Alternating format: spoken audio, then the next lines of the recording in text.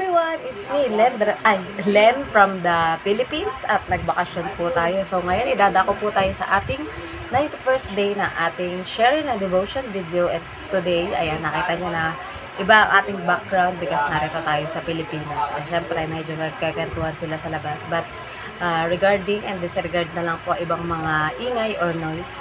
So, kamusta po ang lahat? Ayan, salamat po sa lahat ng mga nag-pray, mga churchmate, and mga kaibigan natin that I arrived safe here in Hong Kong. So, don't worry po, pagkatapos ng typhoon or bagyo kahapon, ay nakauwi po kami ng maluwalhati dito sa isla dahil may bangka po na bumiyahe. So, bago tayo magpasimula sa ating devotion, ay huwag natin kakalimutan na magpasalamat sa Diyos para sa mga biyaya na ipinagkaloob sa atin para sa buong araw nito. So, Ama namin Diyos na makapangyarihan sa lahat, muli nagpapasalamat po kami, Panginoon, sa araw na ito, Panginoon, na ngayon ay magbubulay-bulay kami na inyong salita, Panginoon. Nawa, Panginoon, ang inyong paggabay ay lagi namin maranasan, Panginoon, anumang distraction, Panginoon, sa paligid na may mga ingay, Panginoon.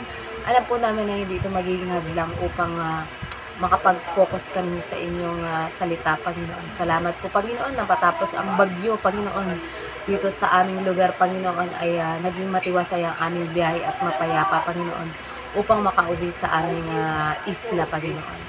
Salamat po, Panginoon, sa kalakasan, sa buhay at hilinga na ipinagkakaloob sa aming, Panginoon, upang mapagtagumpayan namin ang buong araw na ito, Panginoon. Dalangin po namin na bigyan niyo pa kami ng karagdagang mahabang buhay, Panginoon, upang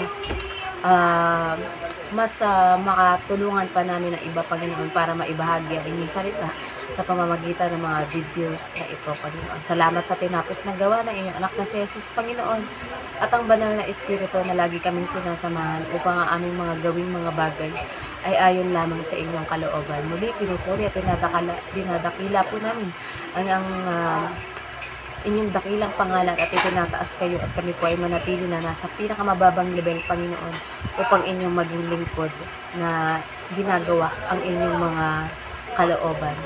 Muli, binabalik po namin lahat ng papuri at pasasalamat sa tanging pangalan ng bugtong anak na si Jesus. Amen. So, ito po yung nakasulat sa Lucas 19:13. Babasahin ko na lang po sa inyo. Subalit bago siya umalis, tinawag niya ang 10 sa kanyang mga alipin at binigyan ang mga ito ng tig-isang gintong salapi. Sinabi niya sa kanila, "Ipangalakal ninyo iyan hanggang sa aking pagbabalik." Message, pero bago daw umalis ang maharlikang ito ay tinawag daw niya ang 10 sa kanyang mga alipin. Binigyan daw niya ang bawat isa sa mga ito ng gintong salapi. At binilinan daw niya ang mga binigyan na ikalakal ang mga binigay niya hanggang sa siya'y bumalik. Application, ang Diyos ay binigyan tayo ng iba't ibang talento, kakayahan, kayamanan at talino na dapat nating gamitin sa kapurihan niya. At nararapat din na gaya sa halimbawang ipinangalakal ay dapat na ibahagi natin ito sa iba. Nang sa gayon, ang mga naturuan o natulungan natin ay ganoon din ang gawin sa iba. At masasabi ng Diyos na tunay ngang pinagbunga mo ang mga binigay niya. Siguradong tuwang-tuwa siya dahil napapapurihan ang ngalan niya, kaya mas bibigyan ka pa niya. At sa muling pagbabalik ni Jesus, kung sumagana ka nga dito sa mundo dahil napasaya mo ang Diyos sa kaharian sa langit, kapag isinama na tayo ni Jesus, ang makakamit ay korona ng buhay na walang hanggan. So, purihin ang pagkabasa ng salita ng Diyos. So, di ba dito makikita natin na ang example na ito ay pinapakita ang ating Panginoong Yesus na kung saan, di ba, binigyan niya ang bawat isa sa atin na iba't ibang talento. May iba magaling sumayaw, magaling kumanta, matalino, kayang mag-preach, kayang magturo, di ba? Or may iba ay kaya din naman na maka-encourage ng kapwa niya, di ba? Diba, yung mga nasisiraan ng loob, nawawalan ng pag-asa. Dahil sa ibinigay na talento ng ating Panginoong Yesus, is ginagamit nila ito or natin para sa gayon ay makatulong sa iba or makapagbahagi sa iba. And the good thing kapag ito ay ating nagawa ay magmumultiply, di ba? Kung halimbawa, gagawin ko example, halimbawa ako, ayan, tayo ay nagtuturo ng salita ng Diyos sa ating kapwa, di ba? At meron din akong mga tinuruan ng salita ng Diyos. At sila, bilang sa kanilang puso ay naisip nila or naramdaman nila na kailangan din nilang i-share ang gospel or i-share yung mga natutunan nila like talent ng pagsayaw, pagtambourine dance, pag-awit, any kind of instrument or special talent na ibinigay sa atin ng ating Panginoong Diyos is dapat na mapagyaman natin ito at 'di ba?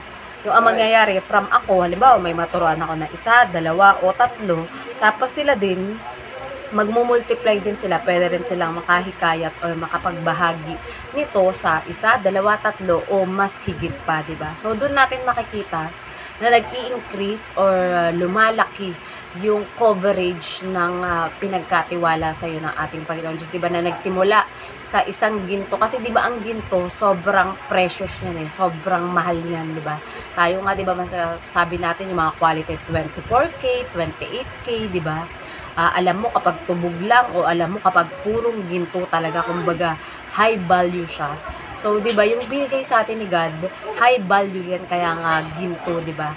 And dapat natin pag-ingatan dahil ang utos niya sa kagaya sa example dito ng lalaking maharlika or ng taong maharlika ay ipangalakal. Ibig sabihin doon ay siyempre, alam niyo naman ang pangangalakal, di ba? Kumbaga, ibenta, kailangan ibenta. Pero sa atin, bilang mga mananampalataya, ang ibig sabihin nito ay ibahagi natin sa iba, nang sa gayon ay ito ay mamunga ng paraming tao na mababahaginan ng salita ng Diyos or ng talent na ipinagkaloob niya sa atin. And di ba, siyempre, kapag sabi, ay, naku, itong anak ko na to, kunyari lang, gagawin ko lang example, kunyari sinabi ng ating Panginoong Diyos na, itong anak kong to, talagang pinagyayaman niya yung mga binigay ko sa kanya ng mga talento at mga karunungan.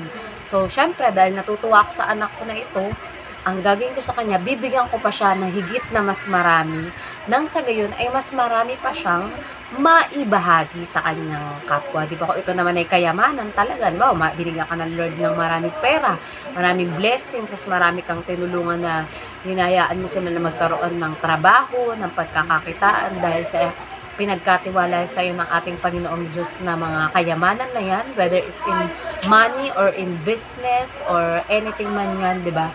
So, sa sobrang tuwa sa iyo ng ating Panginoong Diyos, dadagdagan pa niya ng mas maraming blessings ang ibinigay niya sa iyo, di ba? So, doon, kaya nga sabi, ang mga mayayaman ay mas lalong yumayaman, lalo na kung ang ginagawa nila ay ginagamit nila ito para makatulong sa kanilang kapwa, para mas dumami ang mananampalataya at nagtitiwala sa ating Panginoong Diyos, diba? At syempre, lalo higit ang sumasampalataya sa ating Panginoong Diyos. So, para po sa bawat isa sa atin, I encourage every one of us na maging goal natin, o kumbaga i-set natin sa ating puso, sa ating isip, na maibahagi ang mabuting balita ng ating Panginoong Diyos. Dahil hindi po natin alam na may great impact siya, yung kumbaga meron kang kagaya ako, di ba, sasabihin na iba, ay, ba't ka pa nag-video na ganyan, wala na masyadong nanonood sa'yo, hindi ka naman nagba-viral, hindi ka naman nagte-trending, di ba? Pero ako, sa sarili ko kasi,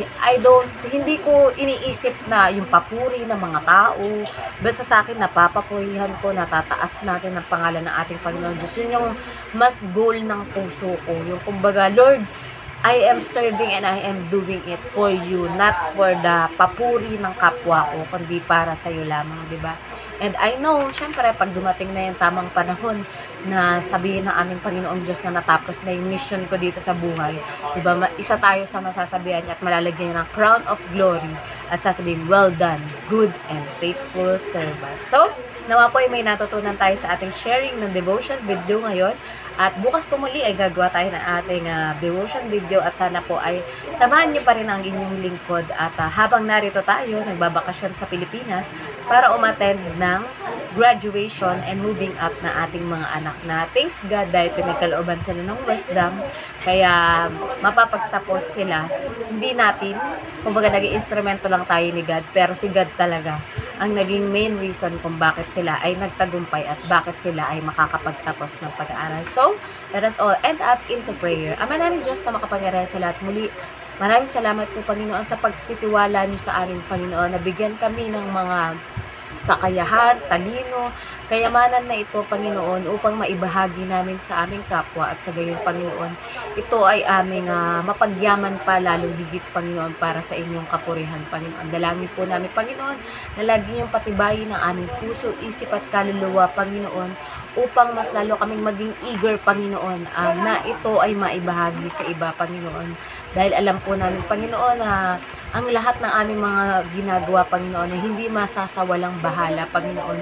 Kitang-kita ninyo ito, Panginoon, na kahit laitin man, maliitin kami ng bawat tao, Panginoon, kayo po ang nakababatid na nilalaman ng aming puso at isip, Panginoon. At ang nais lang po namin ay mapapurihan at madakila kayo, Panginoon, at matulungan ang aming kapwa para mapalapit at tumanggap sa inyo, Panginoon, at mabatid ng bawat isang tinapos na gawa ng inyong anak na si Jesus sa krus upang tubusin kami sa aming mga kasalanan, Panginoon. At alam po namin na ang bawat deepest desire and prayer ng aming puso, Panginoon, whether it's financially, physically, Panginoon, sa aming good health, Panginoon, emotionally, Panginoon, and socially, Panginoon, na pakikipagkapwa namin sa mga tao, Panginoon, ay alam po namin na kayo ang gumagabay upang magawa namin ito ng matiwasay at maayos. Muli, binabalik po namin ang lahat ng papuri at pasasalamat sa tanging pangalan ng bugtong na anak na si Jesus. Amen. Good night po sa ating lahat and God bless. See you on my next video. Bye-bye!